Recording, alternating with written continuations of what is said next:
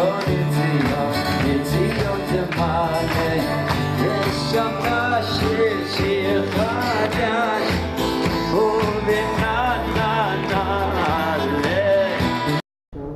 everyone, good Chodesh. Even though the month of Av is, of course, a sad month and a month of tragedy, but we still hope, as late as now, that the 9th of Av, even this year, will be a day of redemption, a day of Geula. So as a result, next week, either way, we're not going to have a class. If we have to commemorate the 9th of Av as a day of Chorban, we're not going to be here, and if Mashiach comes also, there'll probably be other things going on. I don't know, it's hard to know, but I have a feeling that either way, we're not going to meet next Tuesday. But still, really, we should believe that this can really be a Zman of Geula, Yeshua, and V'ezras Hashem, if Chas v'Shalom this year we still keep it as a fast, may this be the last Tisha B'Av that is the time. Now, everyone knows one of the most well-known Gemaras, Maseches Yuma, that talks about the difference between the first Beit HaMikdash and the second Beit HaMikdash. The first Beit HaMikdash was destroyed because of the cardinal sins of Avodah Zarah, Gilui Arayos, Shvichas Damim, idolatry, sexual immorality, murder. These are the big three sins that a Jew must give up his life before they transgress. And notwithstanding the prevalence of those sins, that Galut only lasted 70 years. 70 years from the Churban of the first Beit HaMikdash to the building of the second Beit HaMikdash. 70 years. The second Beit HaMikdash, again, Chazal tell us, most of the Jews were observant. They kept the mitzvot. They certainly were not guilty of Avodah Zarah, Gilui Arayos, Shvichas Damim. But the sin that caused the Churban was sinat chinam, groundless, baseless hatred. And the Gemara comments more than 1,000 years ago that look at the difference between the three cardinal sins and sinat chinam. The three cardinal sins resulted in a Churban of 70 years. Sinat chinam resulted in a galut that 1,000 years ago the Gemara commented how much longer it was, and we just add 1,000 years or more to that. So this is really tremendously time when we think about Sinat Chinam, and again, most of my talk last week was actually devoted to Sinat Chinam, so I'm not going to repeat all of those things, other than to say that, like Rabbi Salanter used to say, originally he wanted to change the world, and then he saw that was not entirely possible, so he thought he would just change his city, and then his family, and then he realized ultimately he can only change himself. And if we change ourselves, then ultimately there are ripple effects. When it comes to Sinat Chinam, obviously we look around in Israeli society, in Jewish society generally. There's a lot of polarization, a lot of rivalries, a lot of delegitimation, a lot of demonization, in which you look at the person to the right of you and they're a fanatic, and you look at the person to the left of you and they're a heretic or an apikoros, and it's only where you are, whoever you are, that is considered to be right.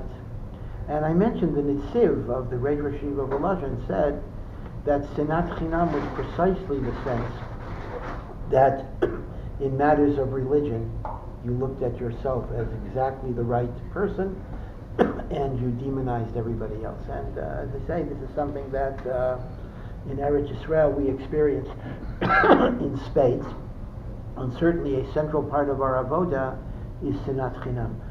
And obviously this is extremely, extremely, extremely important. I mean, this is why we have a Churban today. But that's not what I actually want to talk about tonight. I want to talk about the first temple for a while. Because here's the problem. You can raise the question, are we mourning the first Beit HaMikdash? Because you might say, no, we don't think about the first Beit HaMikdash, because after all, that was rebuilt with the second. So we're only thinking about the second. We're not thinking about the first. But in reality, when we mourn on the 9th of Av, we are not only mourning the destruction of the second Beit HaMikdash, we are still mourning the destruction of the first. And in point of fact, the Rambam writes in his Perush HaMishnayos, his commentary to the Mishnah in Rosh Hashanah, that even when there was a second Beis HaMikdash, they observed the fast of Tisha B'Av because of the loss of the first Beis HaMikdash. Because the second Beis HaMikdash did not give us back everything that we had. Among other things, we lost Nevuah, prophecy. We lost the intensification of the Shekhinah. The Kohen Gadol did not have the Urim V'Tumim, which was a medium of prophecy and the like. So in a sense, therefore, I didn't hear you. Was that? They didn't have the Aron HaKodesh. That's correct. It didn't, and we never got it back. So in effect, when we are mitabel over the Churban, we are thinking about the first as well as the second. And in fact, if you look at the kinos, you will see in the lamentation prayers that are going to be recited, and again, it's those are very, very difficult prayers. Number one, there are so many of them, and number two, without a translation or at least a commentary, even if you know Ivrit, first of all, even if you know Ivrit, the words are very, very difficult. The composer of the kinos was, most of the kinos, was a very famous, the most famous of the liturgical poets, Rabbi Elazar HaKalir. And when he lived is anywhere between the 2nd century and the 10th century. So it's like 800 years of uncertainty exactly when he lived. But he is really one of the architects of the Hebrew language in the sense that he literally made up a lot of words. And he would take like a verb and make it a noun, etc. He changed Zachar into Keva. So he had a tremendous amount of freedom in language. So, and also, he constantly alludes to midrashim by a single word or a phrase. So if you don't know the midrash, you're not going to know what he's talking about. So the commentaries on the kinos have to give you like a reference to every single thing that he says. But if you look at the kinos, everything is kind of a blur. He mixes the Churban Bayis Rishon and the Churban Bayis Sheni and the Byzantine persecutions, depending on when he was located, etc. Later we have kinos about the Crusades, but that is, of course, later. That is after Rabbi Elazar HaKalir. So we still think about the first Beis HaMikdash. And in fact, there's a famous passage in the Talmud Yerushalmi. The Talmud Yerushalmi says, every generation, Kol Dor Shelo Nivna Habayit Biyamav, every generation in which the temple is not rebuilt, Ki'ilu Nechrava Biyamav, is as guilty as the generation in which the Beis HaMikdash was destroyed. Meaning, the way you have to view the Churban Beis HaMikdash, it was not an event that happened. It is an event that happens every single day. Every single day, the temple is being redestroyed because we still have the Aveirot that caused the Churban. So, the question I want to raise is this. I understand, and it's fairly obvious, that we still have the Aveira of Sinat Chinam that caused the destruction of the second temple. You don't even need a proof for that. That's obvious every single day. We are steeped and besmirched with hatred. And if the hatred does not take a hot form of throwing rocks, it may take the cold form of indifference, of exclusion, of certain people don't count because they're outside of our particular circle. So that's Pashut. But the question is, if we are still mourning the first Churban of the Beis HaMikdash, and the first Churban was because of the sins of Avodah Zarah, Gilui Arayos, Shvichas Damim, idolatry, sexual immorality, and murder. Right? Those are the 3 cardinal sins. So here's the question. Are we guilty of those? Meaning to say, I understand, guilty of Sinat Chinam, we'll plead guilty to that. But guilty of idolatry? Guilty of sexual immorality? Guilty of murder? I mean, most people are not that bad. So in what sense, as it were, what sense is it meaningful to mourn over the first Beis HaMikdash, since by and large we are disconnected from those sins that caused the destruction of the first Beis HaMikdash? So I want to give you 3 answers to that question. So tonight, I'm not going to be talking about Sinat Chinam so much as talking about Avodah Zarah, Gilui Arayos, Shvichas Damim, and their relevance to our situation, because the Chara, you would think, we're not connected to that. So there are a few answers. Rav Tzadok says the following answer. Chazal identify a number of Averos as being tantamount to the big three. For example, Chazal have a statement, Kol HaKoes, anyone that gets angry, Ki ilu oved avodah zarah, it is as if they worshipped idols. So, Chazal, through the Torah Shebal Peh, equate certain things that we do as if they are one of the Gimel Chamuras, one of the three cardinal sins. Anger is treated like idolatry. Embarrassing somebody publicly, Malbin Pnei Chaver Barabim, is treated as murder because you kill their spirit. In terms of Gilui Arayos, even if most of us do not commit adultery or incest, but Chazal say sexual thoughts can be even more severe than the actual action. And sexual thoughts are present all the time, surrounded by all that we have in the media. So even if we're not guilty in the most literal way of Avodah Zarah, Gilui Arayos, Shvichas Damim, but certainly if we're guilty of anger, that is treated as idolatry. If we are guilty of humiliating a person in a public setting, that is treated as murder. If we expose ourselves to inappropriate types of inputs, that may be treated as Gilui Arayos. By the way, there's a very, very famous passage from the Baal HaTanya. The Baal HaTanya actually explains, why is it so that we treat anger as equivalent to idolatry? Yes. Why is anger idolatry? What is the connection? So he says the following. What is anger? Anger is when a person feels that they were shortchanged. They should get a better deal than they've gotten. Now, somebody insulted me, so my dignity was affected. Somebody cheated me in business. In other words, anger is the frustration of not getting what you want, and it's kind of the instinctive reaction at the perception of an injustice. But it's not injustice in the abstract. But almost halvai if we would get angry when there's injustice in the world. We tend to get angry when there's injustice against us. It's a very, very personal response. It is not that common. There are some people who may have anger at the injustice of the world. Most of the time anger is, I didn't get what I want. Applying anger or injustice to the Jews. Or to the Jews, okay. Well, To us. Oh, okay, to us, or you, but usually, the truth of the matter is, but usually it's even more personal. A person feels, I was cheated. I was cheated. So the Baal HaTanya says the following.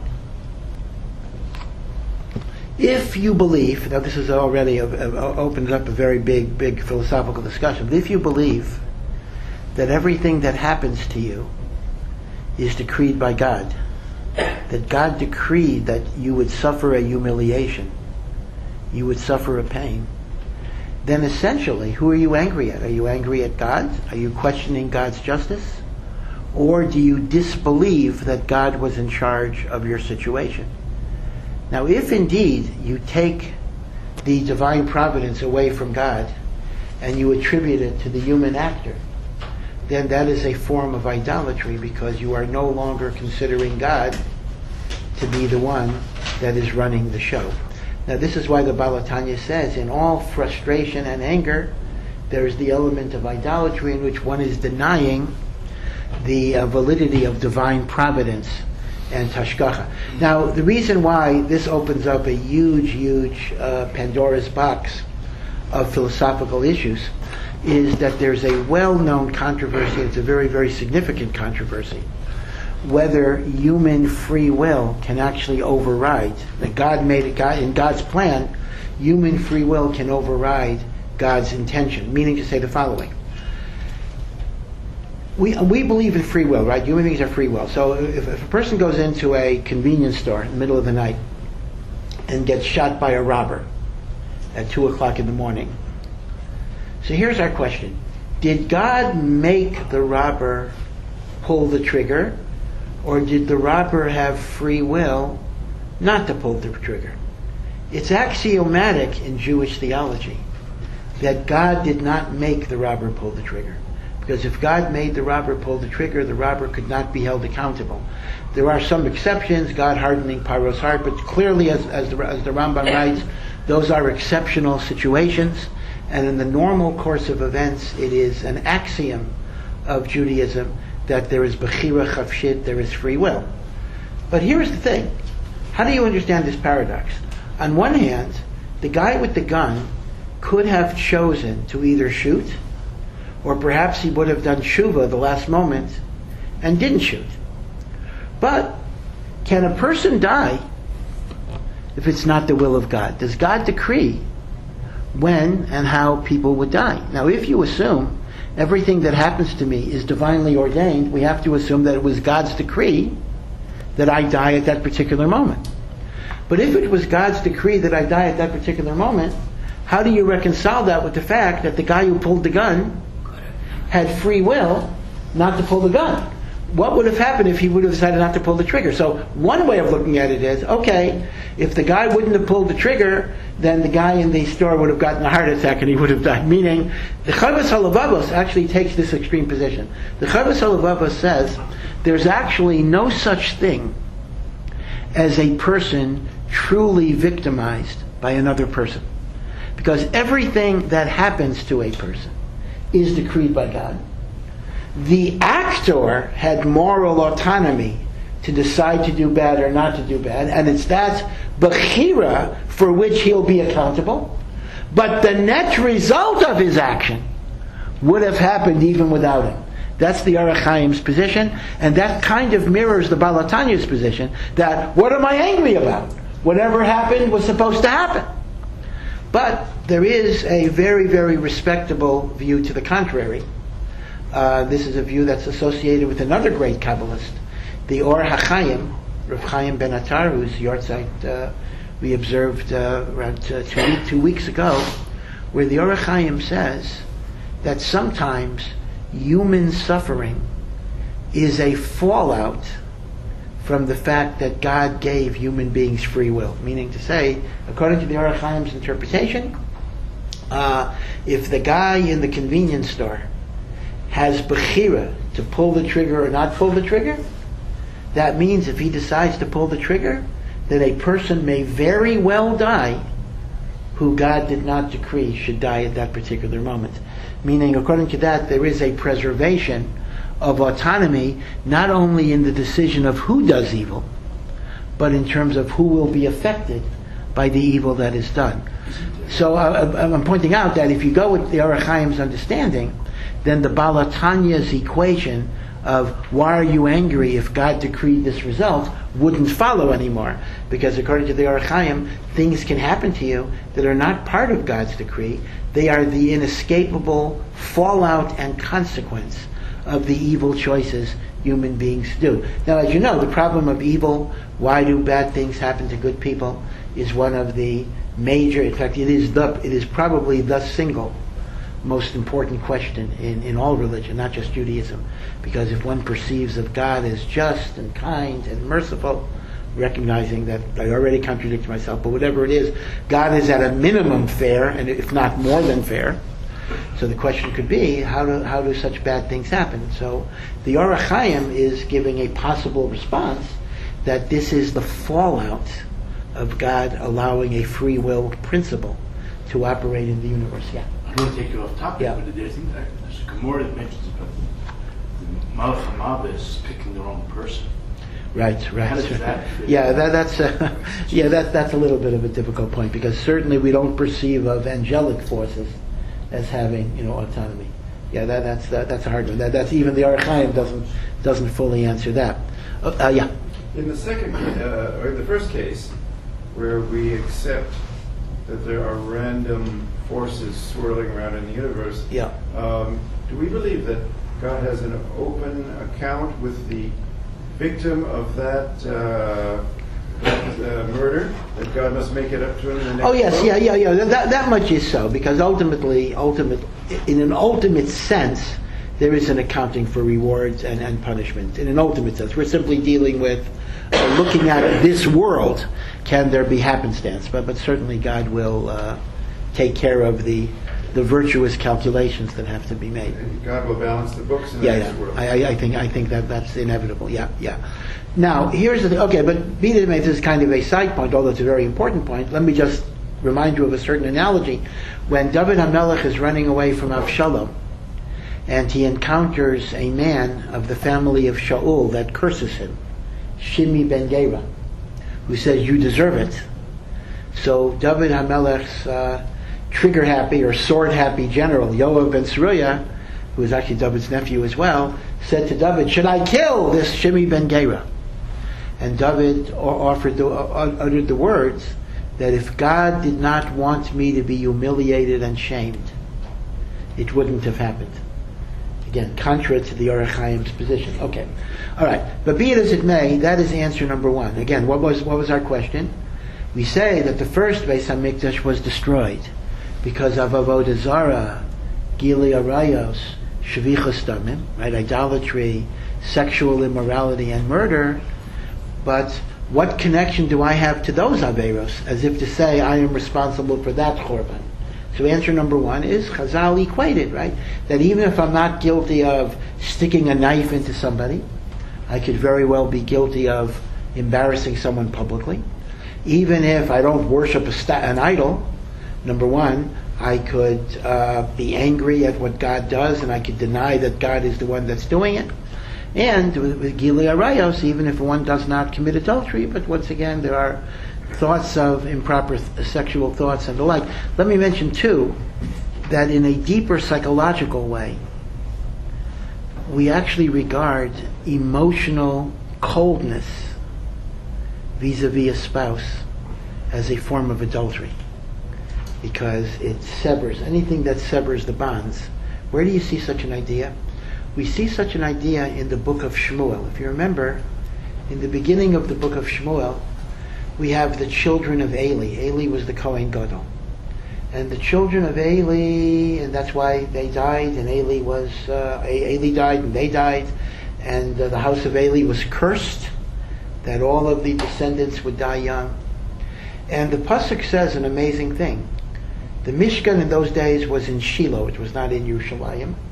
And it says when women would bring their offerings after childbirth, the sons of Eli would sleep with these women, would have intercourse with these women. And as a result, they committed this gross form of adultery and probably rape. That's what it says.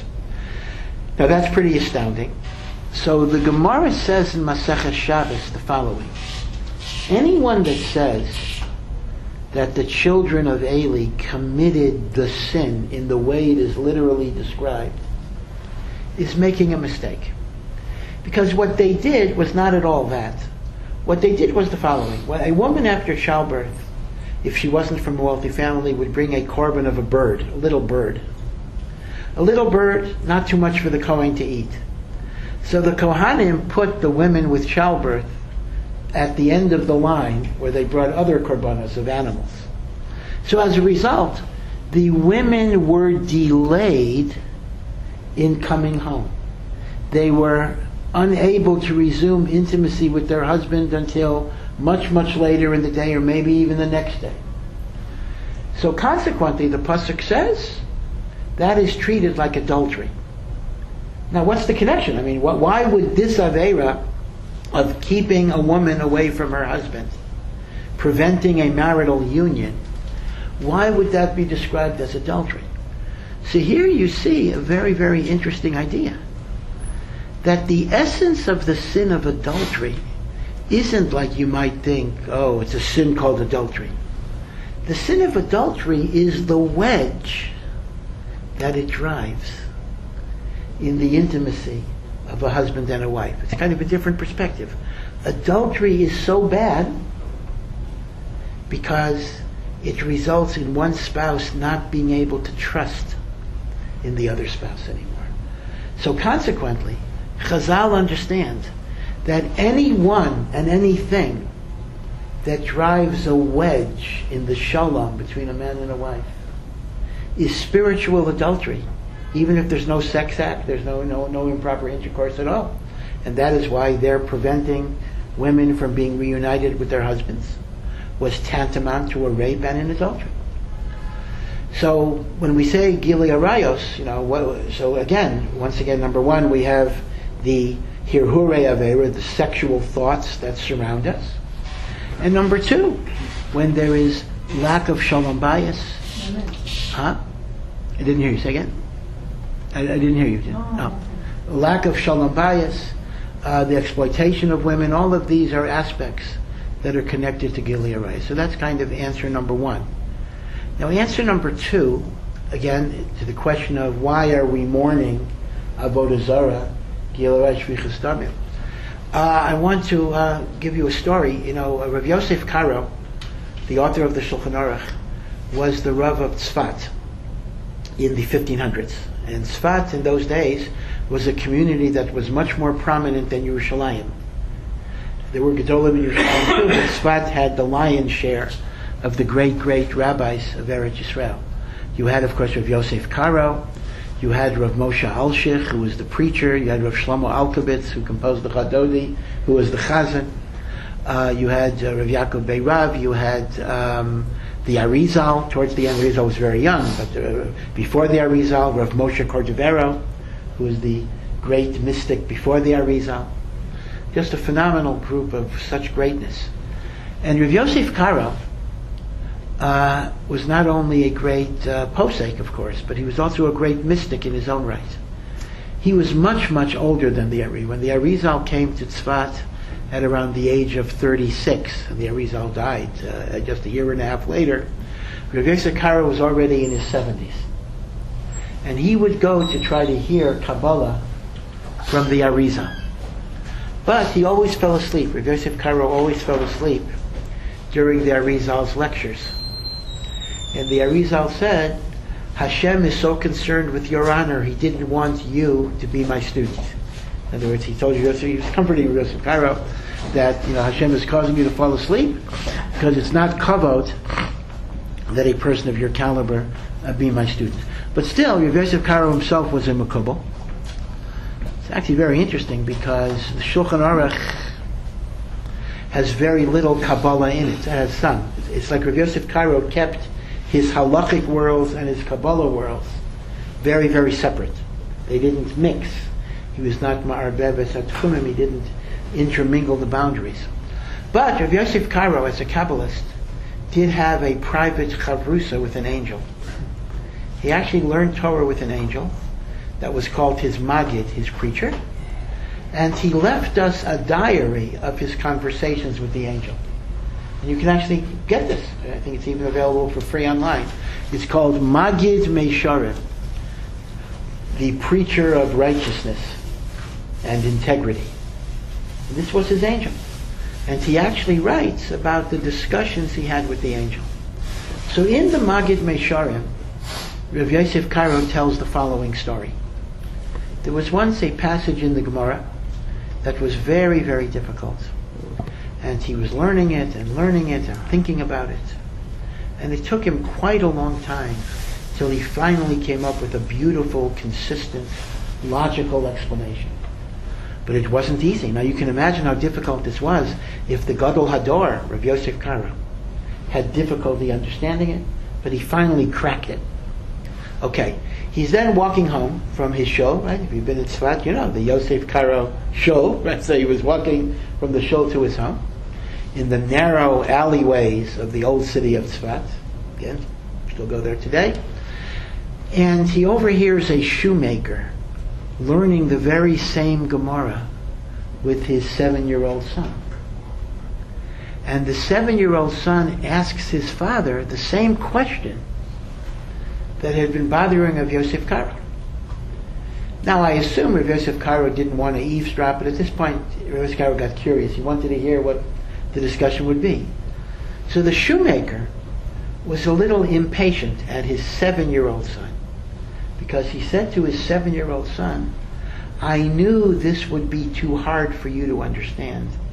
Why are you asking me such a simple question? The answer is so-and-so. And the answer that the shoemaker gave to his 7-year-old son, in which the shoemaker claimed was so obvious that a 7-year-old son should have gotten it on his own, is what took Rav Yosef Karo weeks and weeks to understand. So Rav Yosef Karo was heartbroken because he said, this is obviously a very simple explanation, and I didn't get it. Why did Hashem withhold this wisdom from me? What sin do I have that says I can't grasp what is expected of a 7-year-old to grasp? So he asked his angel. He said, what's my sin? Tell me, I want to do tshuva. And the angel told him that it's exactly the opposite. Your understanding of this passage was a great secret. It was a great secret. It was something that the world was not deserving to understand.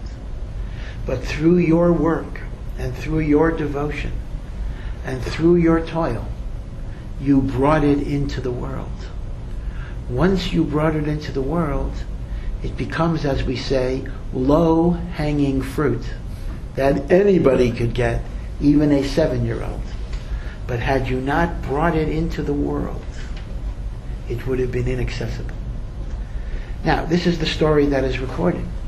Now, the story from a rational perspective makes no sense at all. What do we mean, he brought it into the world? He didn't teach anybody what this meant. He didn't write it. He didn't explain it. All he did was understand it internally. It is residing in his brain. It is nowhere else. How does that create a situation where the person next door is supposed to get it? Now, it's interesting. By analogy, just by very rough analogy, we do have a process in science and mathematics of simultaneity of discovery. You will often find that a certain idea is discovered in several places at the same time, and sometimes there's a whole shaila like who is the first one or who gets the credit. As you know, calculus claims two different originators, Isaac Newton and Leibniz. There's machlokas, who gets the credit for it. Even relativity, the argument goes that had Einstein not come up with the theories of relativity, it would have come down the pike, not exactly at the same time, but maybe a few years later.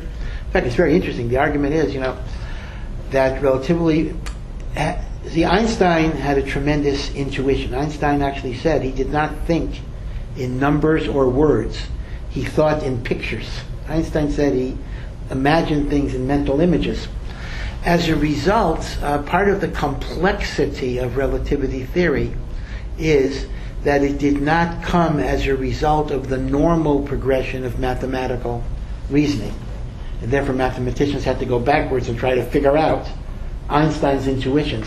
Had it come down the pike a few years later, it would have been the product of the normal development of mathematics, and it actually would have been easier to grasp and easier to understand, because Einstein perceived things at an incredibly high level of abstraction, which was difficult for the layperson to understand. What was it though? Einstein said that relativity is very easy compared to the Internal Revenue Code. That's what he said. He says the tax law is much more difficult. Right, Obamacare, but even worse, and the like. So, what does the Beis Yosef mean, though? What does the Malach mean? You brought it into the world. So you see from here a spiritual idea, and that is when we do acts of goodness, acts of holiness, acts of kindness, acts of Torah learning, we are generating waves of holiness that lift up and transform the whole world. Meaning to say, even if I'm sitting in my private room learning Torah, on some level, the world gets transformed. The Chafetz Chaim said once that the tznius of fashions in Paris was affected in some way by the intensity of the learning in Radin. It's kind of like ground zero of a bomb, right? If you're within a certain radius, you get more radiation further and further out, but even for thousands of miles, there's some radiation. So if there's intensive Torah learning in Radin, then right next to Radin, people will learn more. By the time it gets to Paris, maybe people won't be learning Daf Yomi, but the dresses will be a quarter of an inch longer, something like that. These are radiations of holiness. So consequently, Here is the argument. If we live in a world, good, I as an individual, you as an individual, maybe we're not guilty of idolatry, we're not guilty of direct sexual immorality, we're not guilty of murder. That may be true. But we certainly live in a world which has murder and violence, human suffering and exploitation. We live in a world that is permeated with sexual improprieties and immoralities. And we live in a world of multiple forms of idolatry, including pursuing the dollar or whatever it would be, various ideologies that put God on the back burner or disregard him totally. So here's the thing.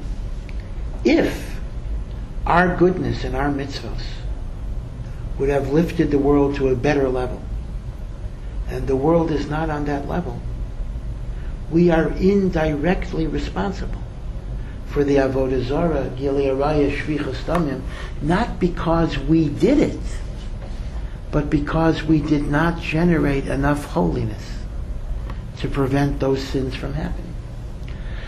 So when the anti-Semites like to say, they like to blame Jews for everything that goes wrong in the world, they are in a spiritual way correct. Because essentially, the more holiness we generate by our lives, the higher level of goodness the world itself is going to live with. And therefore, conversely, when the world is decrepit and going to hell in a handbasket, in so many ways, we look at ourselves and we say, I could have done more. I could have done more not only in the direct way of protesting and the like, which is also true, but even in the private way. So when people say, for example, somebody sitting and learning Torah alone in their room, what are they doing for the world? Now, I can't quantify it. I can't tell you exactly what they're doing for the world. But they are doing something for the world. They're making the world on some level a better place. Now, obviously, one person is doing relatively little in that sense. But by a millionth of a degree, the world is closer to God. It's not just that person. The world is closer. In fact, the main contribution of, well, not the main, but one of the great contributions of Kabbalah in Jewish thought, and as Rabbi Aryeh Kaplan pointed out, strangely enough, as strange as it sounds, Kabbalah has actually become the mainstream Jewish thought. It's very, very interesting.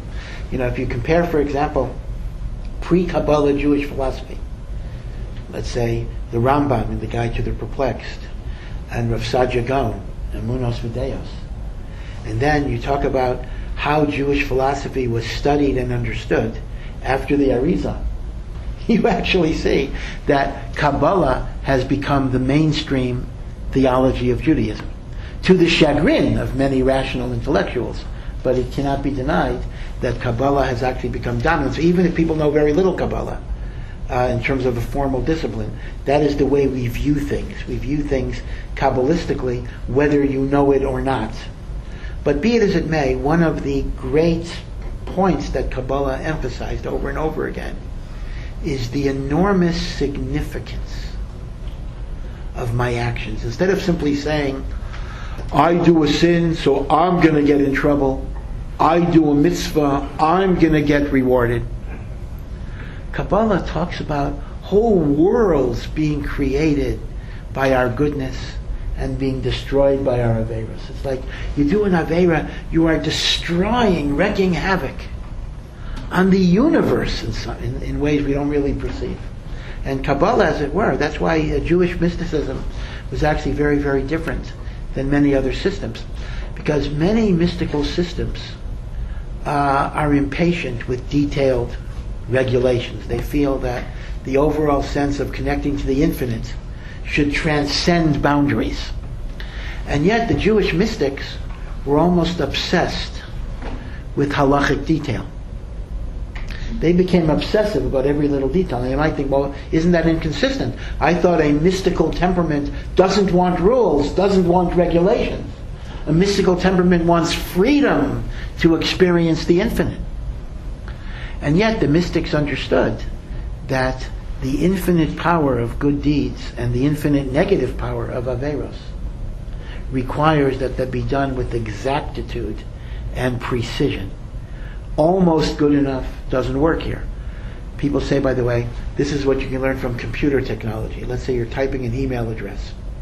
See, to the post office, at least if you have a halfway decent post office, even if you make, which for some reason this country has not yet achieved in so many years, but in a post office, if you manually made a mistake in a letter, it should be able to get to its destination because some human being should figure out something.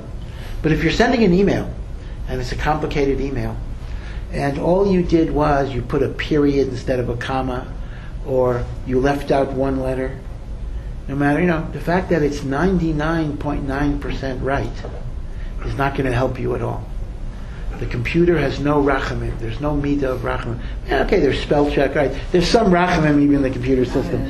But certainly with respect to addresses, there is no rachamim.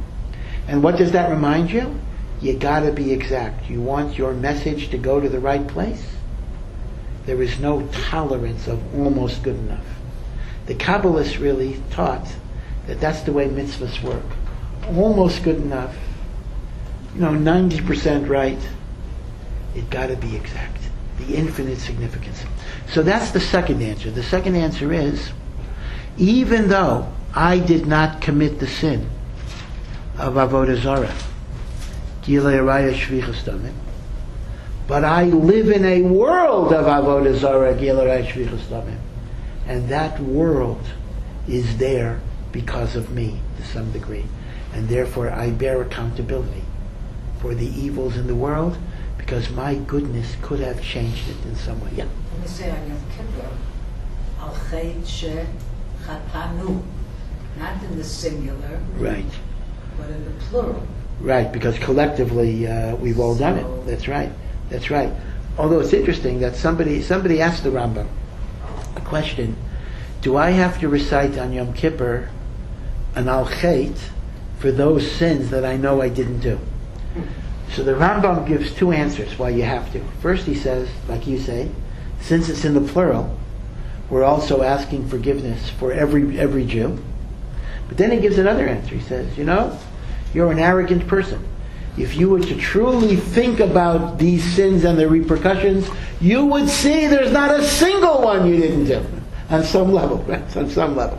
Maybe not in the grossest physical way, but on some level it was committed. Okay. So let me give you a third answer, which in a way is kind of includes the other two. And that is, Rav Tzadok points out that Avodah Zarah, idolatry, Gilei Araya, sexual immorality, and Shvichas Damim, murder, are sins, of course, but they are really symptoms of underlying character flaws. They are the extreme results of character malfunctions. And as a result, even if I'm asymptomatic, so to speak, even if I have not shown the symptoms, I could very well have the root causes. Now, what are they symptomatic of? So the idea is, Pirkei Avos talks about the idea that there are three primary mitos that destroy a person's relationship with God. This is in Pirkei Avos. They are kina, jealousy, envy, taiva, excessive lust for hedonistic pleasure. I say excessive. And the third is kavod, a desire for honor, glory, ego recognition, self-aggrandizement, power over others. What does Pirkei Avos say? Hakina, hataiva, hakavod, motziin es ha'adam min ha'ol. Yeah. Yeah. Yes, I never read that from Big Apple, but what about anger? And it says an angry man is only versus kilo or Right. We mentioned that earlier. Yeah, before you came. Yeah, that's in the Gemara Nedarim. You're correct. This mimer doesn't include anger, although we would say that anger correlates with jealousy in a very good way. But you'll see. But this mimer is Rabbi Elazar HaKapor, Hakina Hataiva VaKavod, Motziin Es Ha'adam Min Ha'olam. Now, here's what Rav Tzadok says. Now, we'll see. The correlations may not be so obvious. He says The extreme manifestation of jealousy is it results in murder. The extreme manifestation of taiva is it results in gilui arayos. And the extreme manifestation of kavod is that it results in avodah zarah. Now let's see why that is so. Jealousy can lead to murder. In truth, that actually is true. Most murders are crimes of violence or passion, meaning to say, I'm putting aside, again, in Eretz Yisrael we have an unusual situation with terrorism and the like, but if you're talking about criminal murders, not terrorist or war issues, they tend to be between people who know each other. If you remember, I know he just got out of prison, O.J. Simpson, right? So, what do they say? The good line of O.J. Simpson, that he got off for the crime he committed, and he got sentenced for a crime he didn't commit. It was very, very interesting.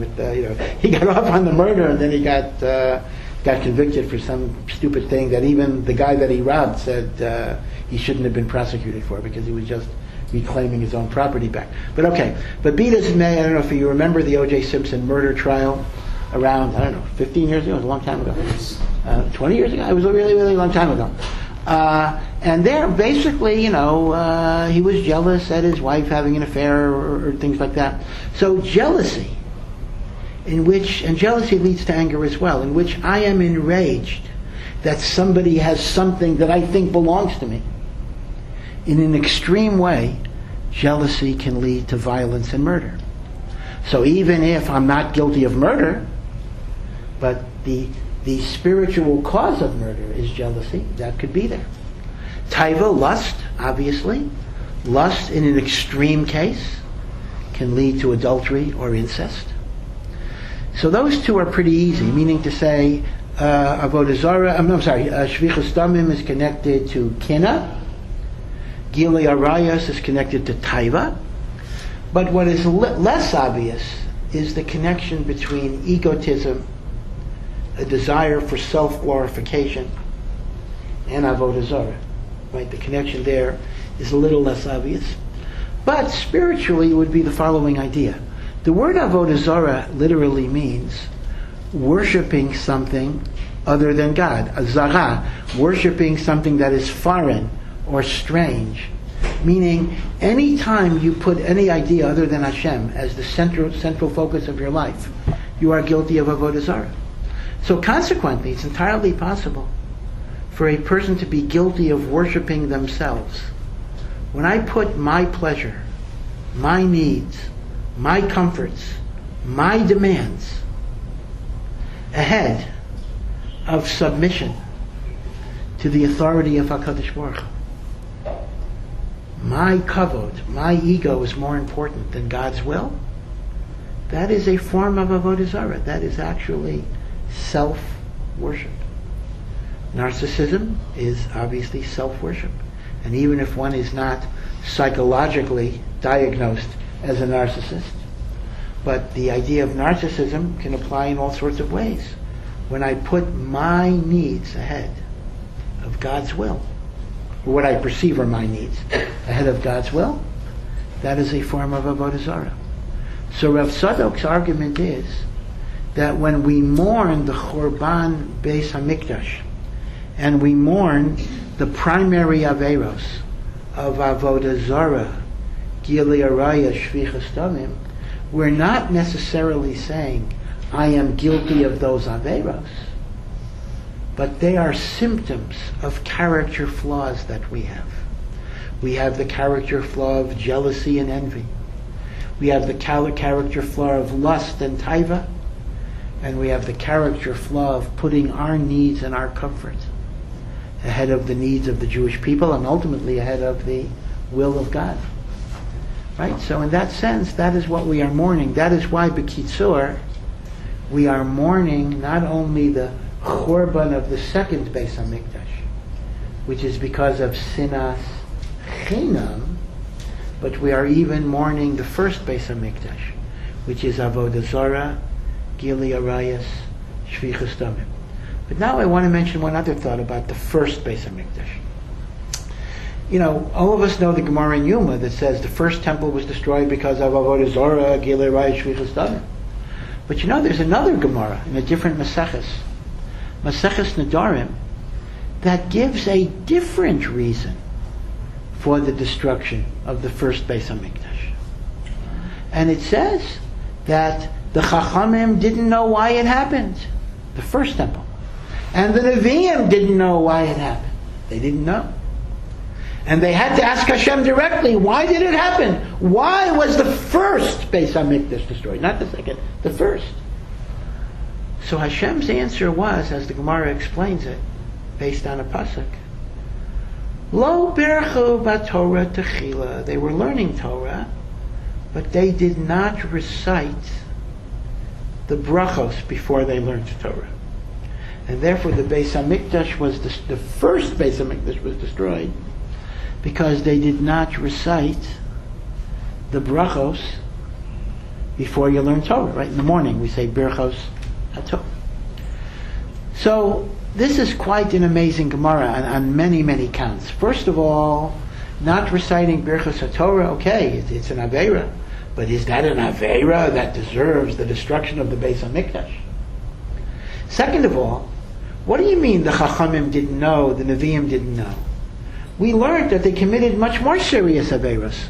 Avodah Zarah, Gilei Shvichas Damim. So they're asking, okay, we know there's murder, we know there's incest, we know that there is idolatry, but we still can't figure out why is the temple destroyed.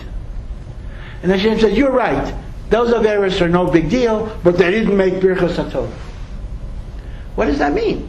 And the Nevi'im didn't know? What did Nevi'im talk about over and over again? What did Yirmiyahu talk about? What did Chesed? Your Aveiros are going to cause Chorban and Galus. This is what the Nevi'im say in every chapter. So when it happens, they say, gee, why did that happen? Well, you just spent 50 years telling us why this is going to happen. So there's a beautiful, beautiful pshat from one of the great Balei Musar, Rav Eli Lapian. Rav Eli Lapian was a person who had learnt with the great pre-World War II Gedolei HaMusar, and he came to Eretz Yisrael, and he died in his 90s. He lived, really was a link to an earlier generation. Just to give you an example of the type of personality he was, that he was once waiting for a bus, and he was learning Mishnayos while he's waiting for a bus. And as is, often the case, the bus was late. Now they didn't have the signs in those days that told you how many minutes the bus is coming.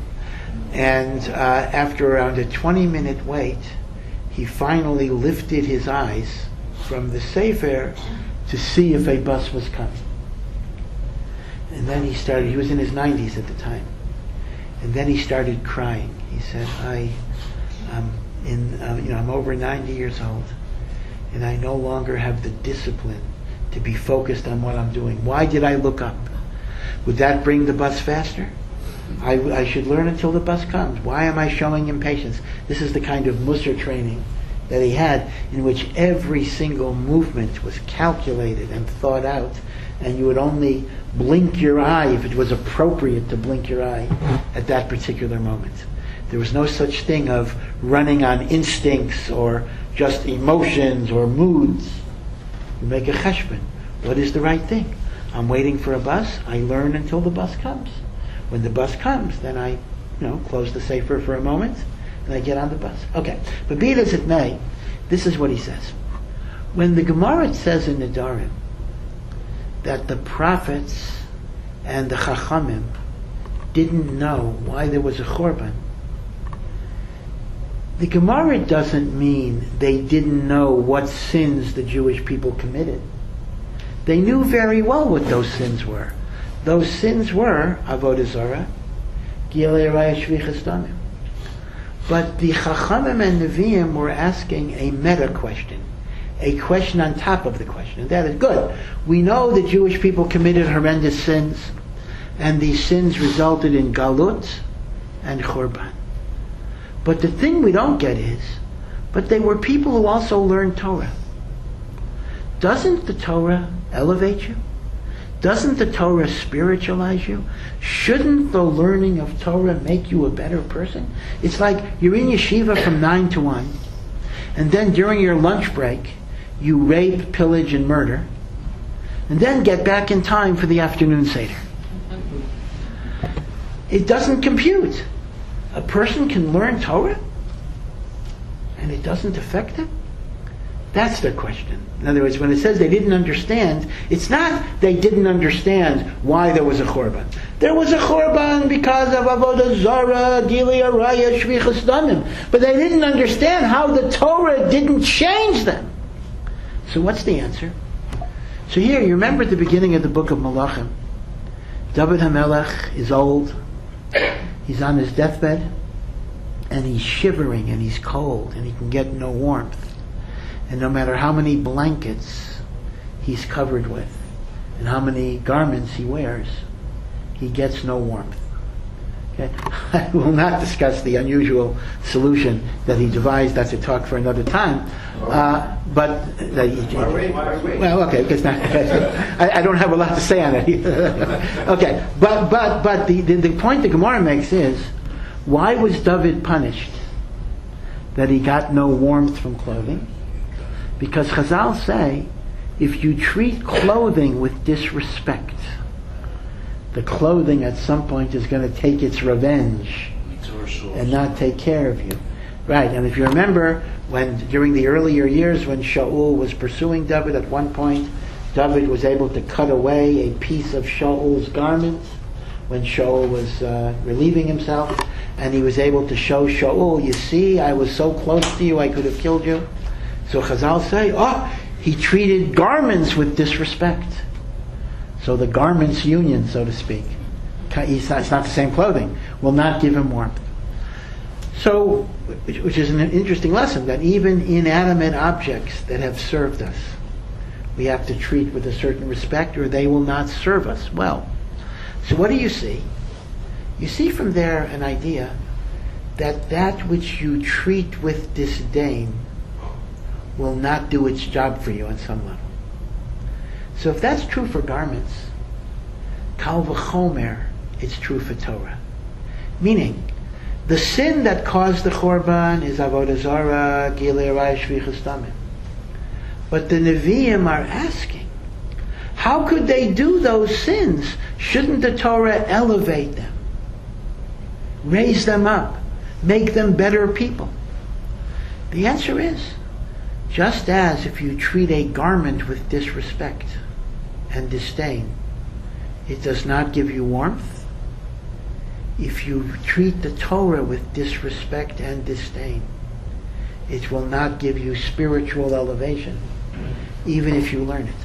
So not reciting the blessing over the Torah, once again, is a symptom. Because what does the blessing say? The blessing thanks Hashem for the gift of Torah. If you don't recite that blessing, you regard the Torah as a burden, as an imposition, as something that you do out of rote or out of habit. But you don't regard it as a gift for which you are grateful. So the disheartening lesson for us is that if one learns Torah, and if one embraces Judaism generally, but without a sense of joy, appreciation, and gratitude, then chas v'shalom, the Judaism they practice, will not transform them. And indeed, you will have the scenario of, I learned in yeshiva 9 to 1, and between 1 and 3, I raped, pillaged, and murdered. That it is not inconsistent that you can have that type of personality. And that's an important lesson to us. Now, Baruch Hashem, most of us are not going to go to that extreme.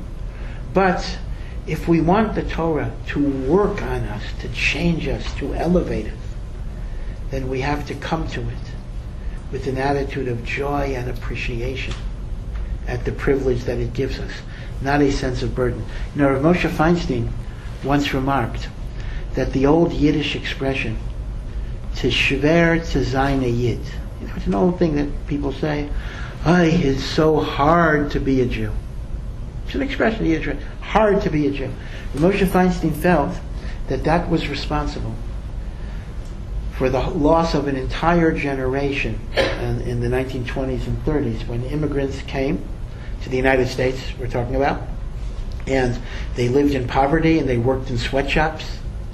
And if they were Shomer Shabbos, every single Monday morning they had to get a new job, because if they didn't work on Saturday, they were fired. So they coined the phrase, it's hard to be a Jew. Now they meant it, it's hard, but we got to keep up.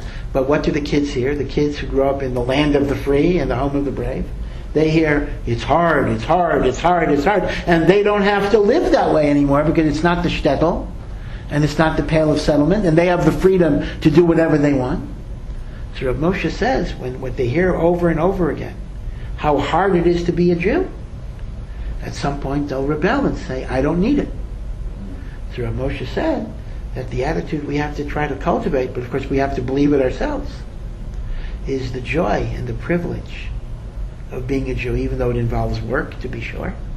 And in that way, when we convey an atmosphere of joy, an atmosphere of simcha, then the Torah can elevate us and transform us.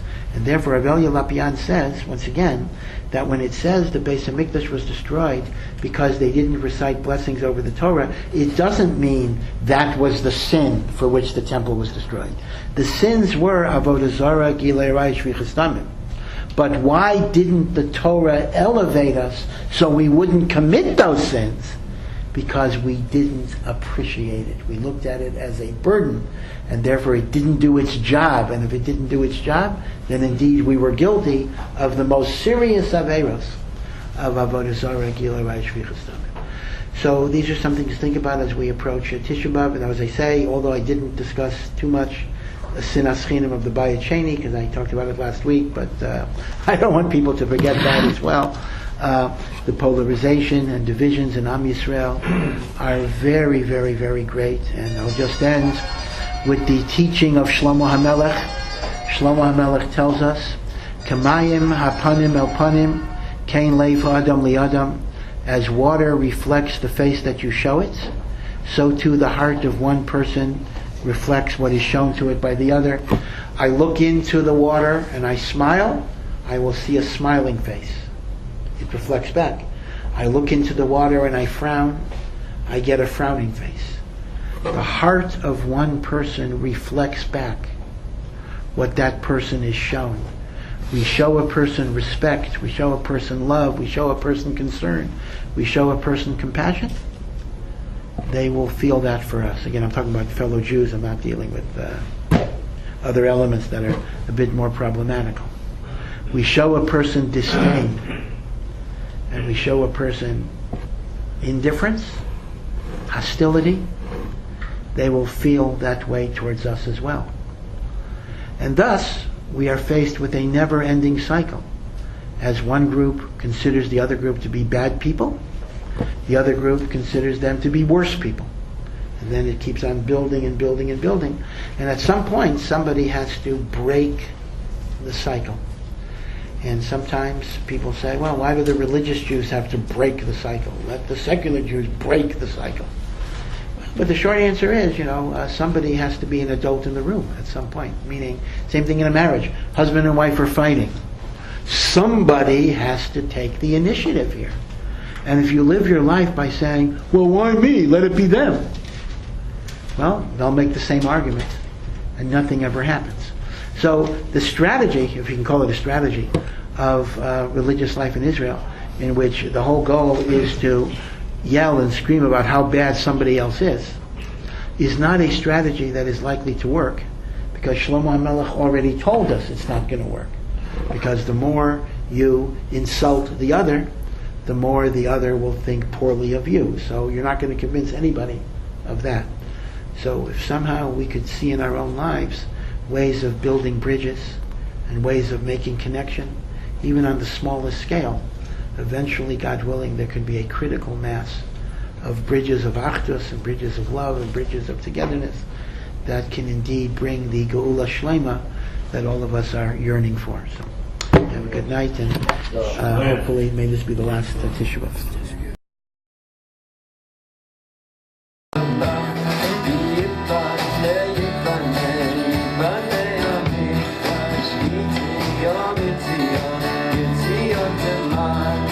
Yiboneh המקדש, יציון, יציון, יציון תמלא. יש שם שיר, שיר חדש,